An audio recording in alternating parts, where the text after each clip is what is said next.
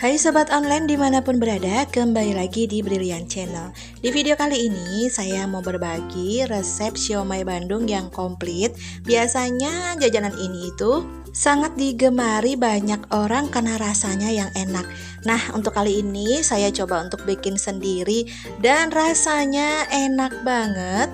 Walaupun bikinnya agak ribet sedikit dan masaknya juga lama, tapi kalau hasilnya enak, semua lelah itu terbayarkan ya teman-teman. Yuk, daripada penasaran dengan resepnya, langsung aja ke videonya. Tapi sebelum lanjut, jangan lupa ya untuk klik tombol subscribe-nya dulu. Dan aktifkan juga loncengnya ya, agar nggak ketinggalan resep menarik lainnya. Yang udah subscribe saya ucapkan banyak terima kasih. Yuk kita langsung aja ke bahan dan cara bikinnya.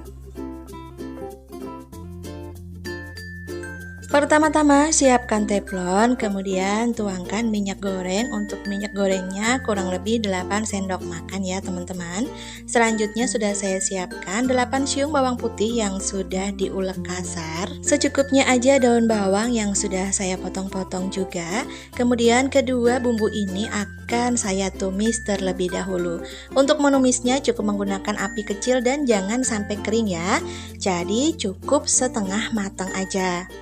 Kalau udah setengah matang seperti ini dan udah layu, selanjutnya ini akan kita matikan kompornya dan sisihkan terlebih dahulu. Oke, kita ke bahan berikutnya. Dan sudah saya siapkan 1 buah labu siam, sudah saya kupas dan cuci dengan bersih. Kemudian lanjut labu siamnya ini akan kita parut ya teman-teman. Dan setelah selesai kita parut, selanjutnya ini akan kita peras, tapi jangan terlalu kering ya. Jadi cukup kita sisakan airnya sedikit. Nah, jadi seperti ini ya teman-teman, boleh diperhatikan. Oke, kalau sudah selesai kita peras semuanya, ini akan kita sisihkan dulu. Yuk kita ke bahan berikutnya lagi. Siapkan chopper, kemudian masukkan 600 gram daging ayam dan saya pakai bagian dada ya teman-teman.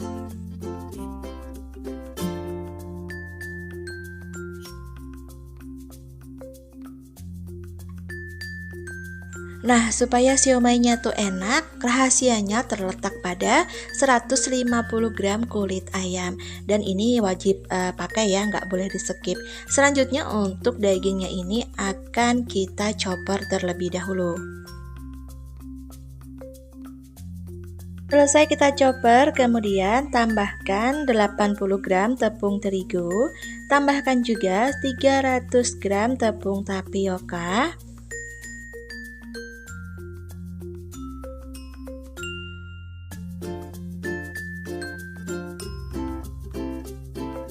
Kemudian masukkan 2 butir telur dan di sini saya pakai yang ukuran sedang ya. Kalau ukurannya kecil boleh ditambahkan menjadi 3 butir. Selanjutnya masukkan juga labu siam yang tadi sudah kita parut kasar. Kemudian jangan lupa juga tambahkan bumbu yang tadi sudah kita tumis. Nah, untuk semua bahan ini akan sekalian saya tambahkan 1 saset merica bubuk, 1 saset kaldu ayam, 1 sendok makan peres garam, 1 sendok teh penyedap rasa, dan 1 sendok makan peres gula pasir.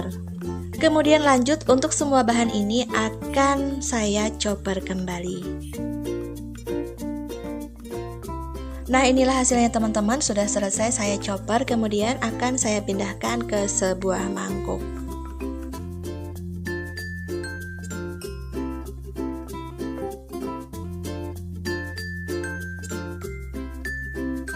Selesai daging cincangnya kita pindahkan ke mangkuk. Sudah saya sediakan juga kurang lebih 10 kotak tahu. Dan tahunya ini sudah saya goreng terlebih dahulu ya teman-teman, karena saya nggak suka kalau tahunya itu mentah. Sebenarnya kalian boleh pakai tahu yang mentah aja ya, langsung dikasih daging cincangnya. Nah, untuk tahunya ini sudah saya potong menjadi 2 bagian seperti ini. Selanjutnya kita akan tambahkan daging cincangnya. Oh ya, di sini juga sudah saya sediakan 1 buah pare yang sudah saya buang bagian isinya. cincangnya. Dan sudah saya rendam juga menggunakan garam kurang lebih 30 menit. Nah, ini kita langsung aja kasih daging cincangnya. Pertama-tama kita akan taruh daging cincangnya ke tahu yang sudah kita potong tadi. Nggak perlu dibuang bagian dalamnya ya, karena tahunya sudah berongga seperti ini.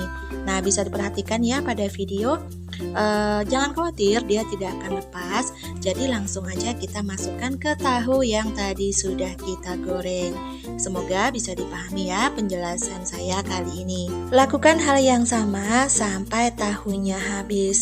Dan setelah daging cincang kita masukkan ke tahu yang udah digoreng, kemudian selanjutnya kita akan masukkan daging cincangnya ke pare yang tadi sudah kita potong-potong. Kalau ada yang bertanya apakah parenya nggak pahit ya? Nah, jawabannya parenya akan tetap pahit ya teman-teman. Tapi fungsi dari garam tadi hanya untuk mengurangi rasa pahitnya aja. Jadi bagi kalian yang nggak suka pare ini boleh di skip ya. Tapi namanya bukan siomay Bandung komplit dong. Jadi boleh aja disesuaikan dengan selera kalian masing-masing ya teman-teman. Oke, sudah selesai semuanya dan di sini juga sudah saya siapkan kurang lebih 3 buah kentang. Seharusnya kentangnya pakai yang kecil-kecil ya, karena nggak ada jadi saya pakai yang besar-besar aja, kemudian saya potong sesuai selera aja. Dan sudah saya siapkan juga kukusan, jangan lupa kita olesin dulu pakai minyak goreng agar nggak menempel. Nah, di sini karena jumlahnya itu banyak ya teman-teman, saya memakai 2 kukusan ya, dan ini kukusan pertama. Saya akan kukus pare dan juga tahunya. Nah, kita susun dulu seperti ini. Kemudian setelah kita masukkan pare dan juga tahunya, selanjutnya ini akan kita kukus kurang lebih 30 menit atau sampai matang menggunakan api sedang. Selanjutnya untuk kukusan kedua sama, kita akan olesin juga pakai minyak goreng.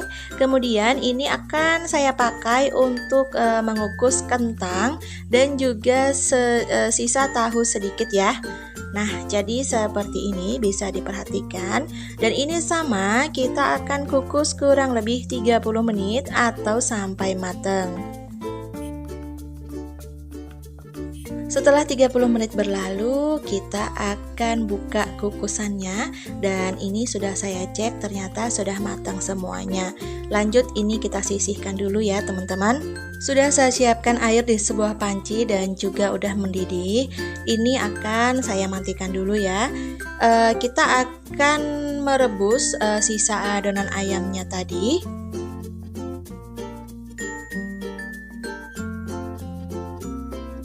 Untuk bentuknya sendiri saya akan buat agak gede-gede ya. Jadi untuk cetakannya saya cukup menggunakan 2 buah sendok makan seperti ini. Dan untuk bentuknya sendiri sesuai selera aja, nggak usah terlalu bulat, jadi nggak beraturan seperti ini juga boleh ya. Jadi disesuaikan aja dengan kreativitas masing-masing. Nah, ini posisi kompornya udah mati ya teman-teman. Kemudian kita akan cetak adonannya sampai selesai dan sampai habis.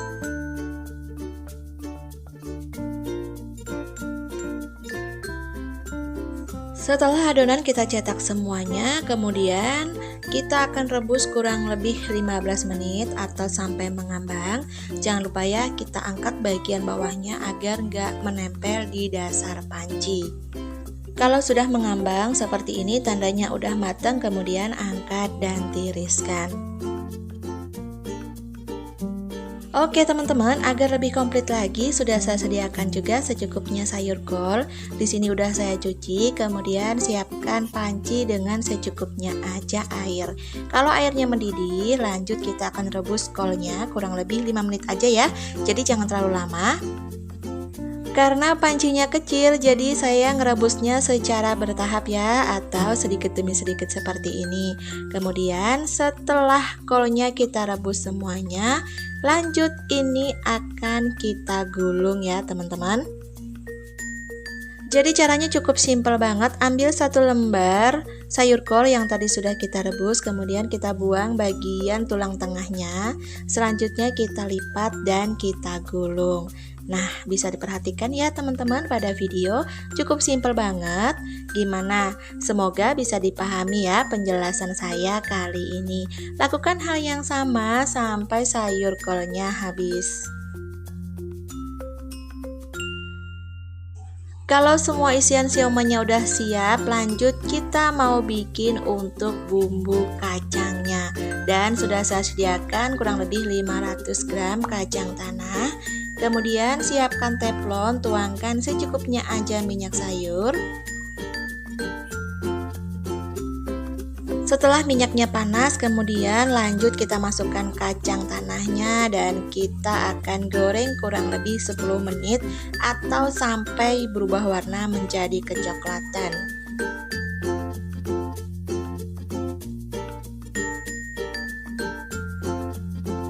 Kira-kira untuk kacang tanahnya udah mateng, kemudian lanjut angkat dan tiriskan.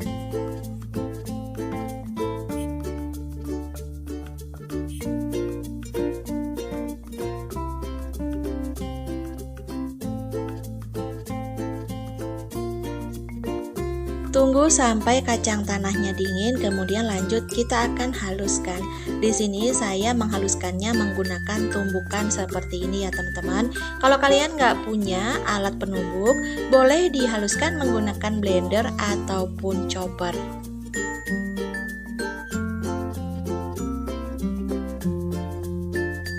Kira-kira untuk kacang tanahnya sudah halus. Nah, jadi untuk teksturnya seperti ini, boleh diperhatikan pada video. Kemudian angkat dan pindahkan ke sebuah mangkuk. Lakukan hal yang sama sampai kacang tanahnya habis.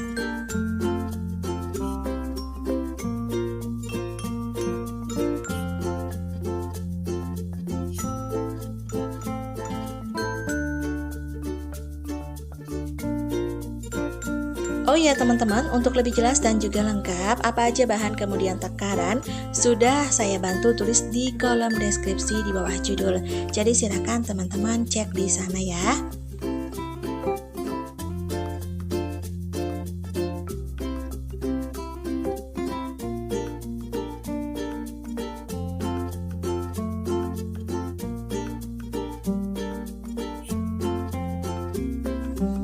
Nah, inilah hasilnya kacang tanah yang sudah kita haluskan menggunakan tumbukan.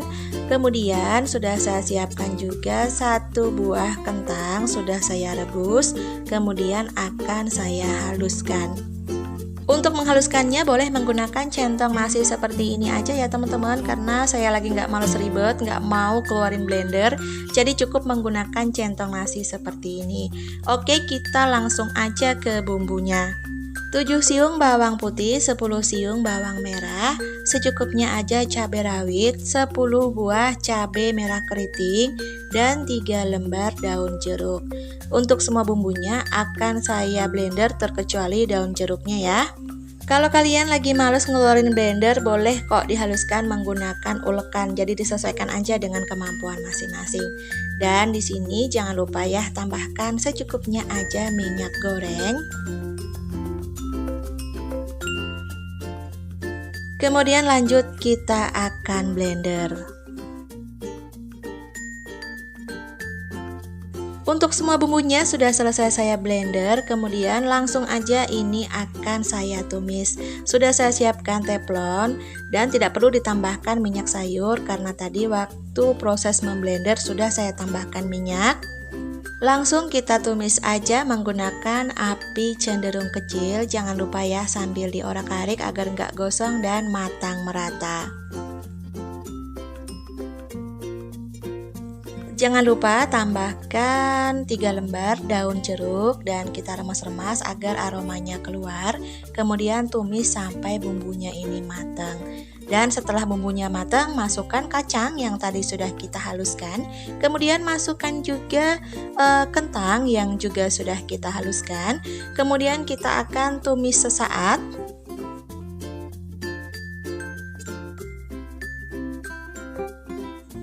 Kemudian setelah itu tambahkan air, dan di sini saya pakai air tadi dari wadah bekas memblender bumbu ya teman-teman. Untuk airnya boleh 350 ml, dan kalau mau agak banyak boleh ditambahkan 500 ml ya teman-teman. Kemudian tambahkan 100 gram gula merah atau gula jawa, 1 sendok teh kaldu ayam, setengah sendok teh penyedap rasa, dan 1 sendok teh garam. Jangan lupa juga tambahkan 1 sendok makan peres gula pasir. Kemudian lanjut kita akan masak kembali sampai airnya ini sedikit menyusut.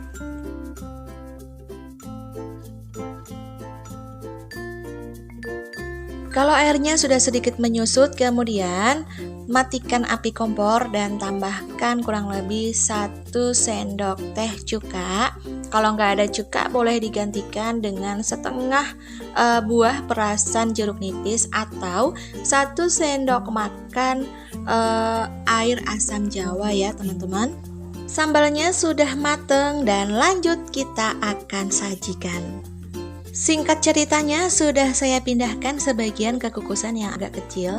Kemudian saya juga ambil 1 porsi, dan untuk yang lainnya saya taruh di freezer. Boleh dijadikan frozen food, itu bisa tahan sampai 1 bulan. Supaya lebih komplit lagi, tambahkan telur rebus dan juga kecap manis.